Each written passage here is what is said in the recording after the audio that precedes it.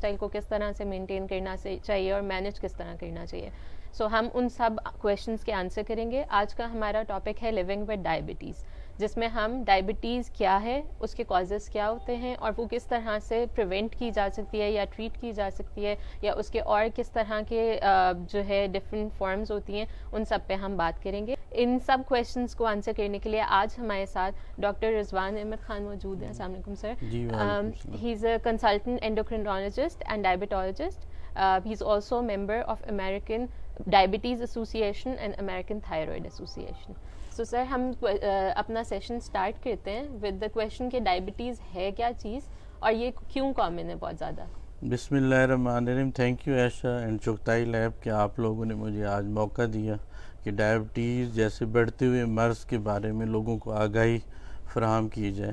جیسا کہ آپ نے سوال کیا کہ ذیابیطس کیا ہے، خون میں گلوکوز کی مقدار ایک خاص حد سے تجاوز کر جائے تو اس کو ہم ذیابیطس کا مرض کہتے ہیں. اس کی بہت سی اقسام ہیں. موسٹلی ہم اس کو ٹائپ 1 اور ٹائپ 2 میں ڈیوائڈ کرتے ہیں. ٹائپ 1 زیادہ تر کم عمر کے لوگوں میں ہوتی ہے اور اس میں انسولین کی ڈیفیشنسی ہوتی ہے اور اس میں فوری انسولین لگانا ضروری ہوتی ہے. یہ موسٹلی 10% لوگوں میں ہوتی ہے. ہمارے ملک میں یہ کم ہے ایز کمپیئر ٹو یورپ اور امریکہ کی. اس کی بھی ایک وجہ ہے، وہ میں آپ کو بعد میں ڈسکشن کے دوران بتاؤں گا.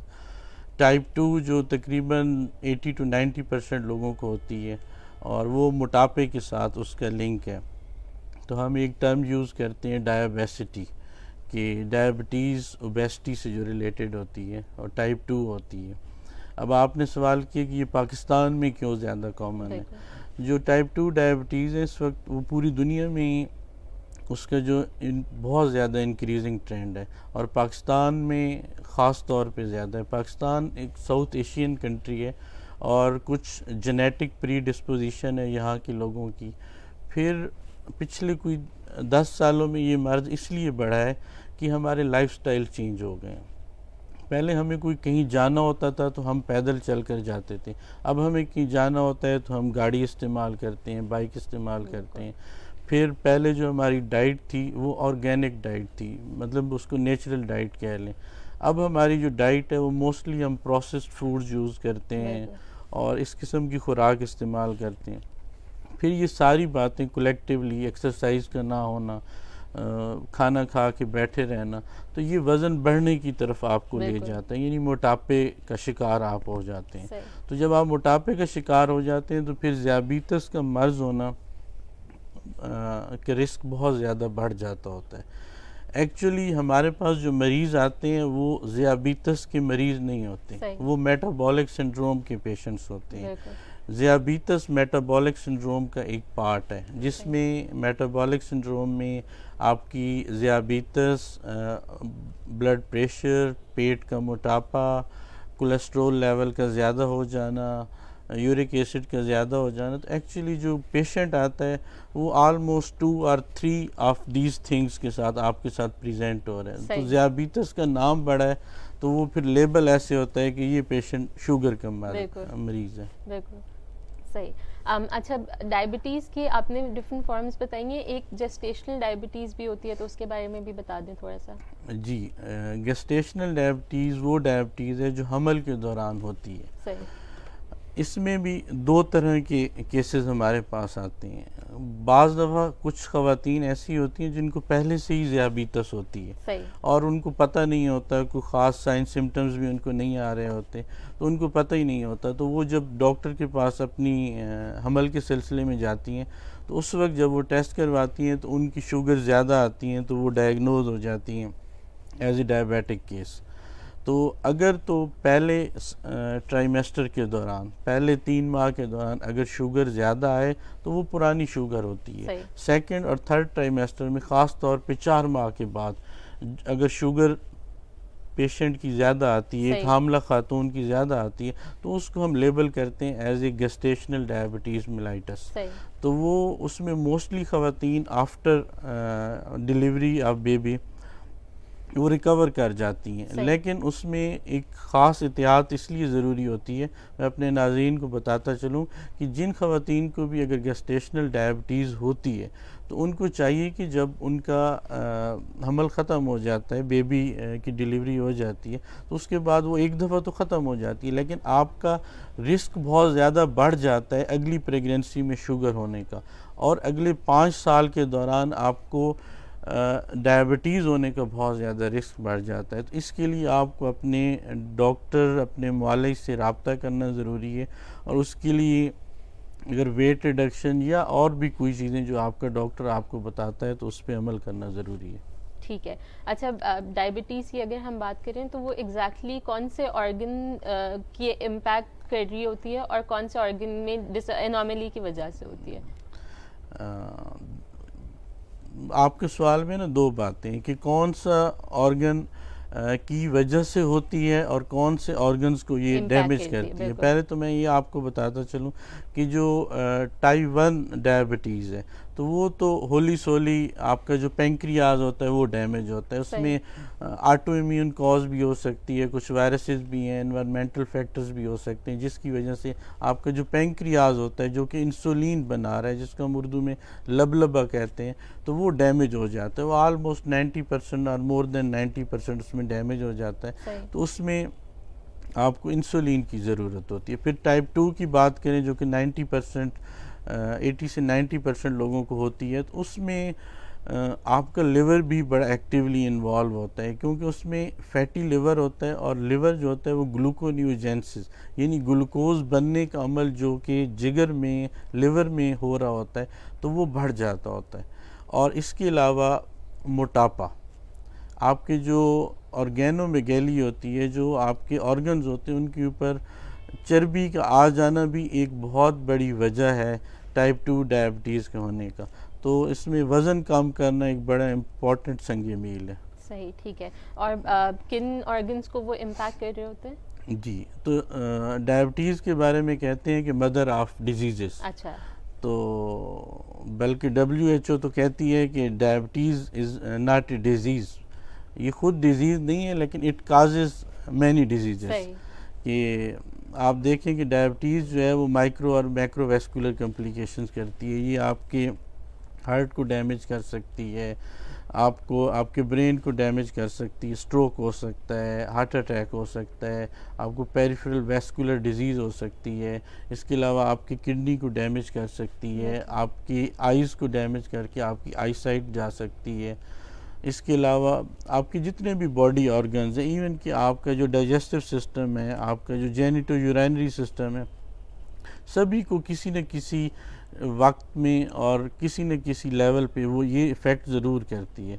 اگر آپ اس کو مینیج کر لیں تو آپ ان سب کمپلیکیشن سے بچ سکتے ہیں. اور ڈائبٹیز کے علاج کا مقصد ہی صرف یہی ہوتا ہے کہ آپ ان ساری کمپلیکیشن سے بچیں. کہ آج اگر آپ کو ڈائبٹیز ہو بھی گئی ہے تو آپ اس کو اتنے اچھے طریقے سے مینیج کریں کہ آج سے 10 سال بعد 15 سال بعد بھی آپ کو ان میں سے کوئی بھی کمپلیکیشن نہیں ہونی چاہیے. سو اس کا مطلب ڈائبٹیز آپ کی اوور آل باڈی اور لیونگ سے ہر چیز کو امپیکٹ کر رہی ہوتی ہے. جی بالکل. ٹھیک ہے, صحیح ہے. سو کسی کو ڈائبٹیز ہے, اس کے سمٹمز کیا ہوں گے جو ان ڈائگنوزڈ ہے ابھی؟ ڈائبٹیز کی علامتوں میں سے پیشاب کا زیادہ آنا, بھوک کا زیادہ لگنا, اس کے علاوہ بلڈ ویژن دھندلا نظر آنا, وزن کا کم ہو جانا, تو یہ کچھ علامتیں ہیں جو ذیابیطس کے مریض کو ہو سکتی ہیں. اور ان کی صورت میں اس کو اپنا شوگر کا ٹیسٹ کروانا چاہیے. آئیڈیلی تو ہر وہ شخص جس کی فیملی ہسٹری ہے ڈائبٹیز کی, 40 ایئر ایج ہو گئی ہے, وزن بہت زیادہ ہے, لائف سٹائل بہت زیادہ سیڈنٹری ہے, تو اس کو اپنا ڈائبٹیز کا ٹیسٹ ضرور کروانا چاہیے. صحیح, ٹھیک ہے. سو آپ نے کہا کہ جن کی فیملی میں ڈائبٹیز ہے انہیں زیادہ خیال رکھنا چاہیے, تو وہ ہیریڈیٹری بھی ہوتی ہے ڈائبٹیز؟ دیکھیں, یہ ایک رسک فیکٹر ہے. صحیح.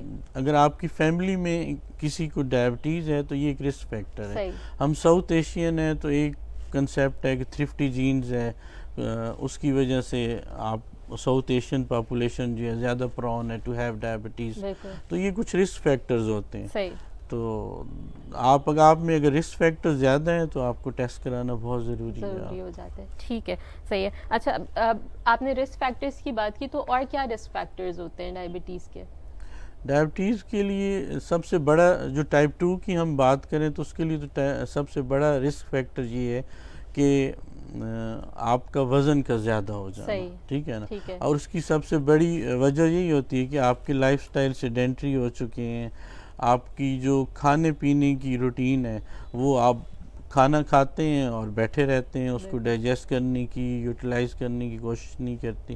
ایک پرسن ہے وہ ایک دن میں 2000 کیلریز لیتا ہے اور وہ برن کرتا ہے 1000, تو 1000 کہیں تو جانی ہے نا, وہ آپ کی باڈی میں اکٹھی ہو جانی ہے. That results into the obesity and obesity, اور یہ ساری چیزیں پھر مل کے آپ ڈائبیٹک ہونے کے رسک بہت زیادہ بڑھ جاتا ہے. بالکل. سو بیسیکلی لائف سٹائل از اے میجر فیکٹر. لائف سٹائل بہت ضروری ہے. ڈائبٹیز کی مینجمنٹ میں بھی لائف سٹائل جو ہے نا اس کی بہت زیادہ امپورٹنس ہے, کہ روزانہ واک کرنا, اپنا وزن ایک خاص حد میں رکھنا, اس کو نہ بڑھنے دینا, اور آپ کا جو کھانے پینے کی روٹین ہے اور اس میں جو آپ کی کوالٹی آف فوڈ ہے اس کو مینیج کرنا بہت ضروری ہے.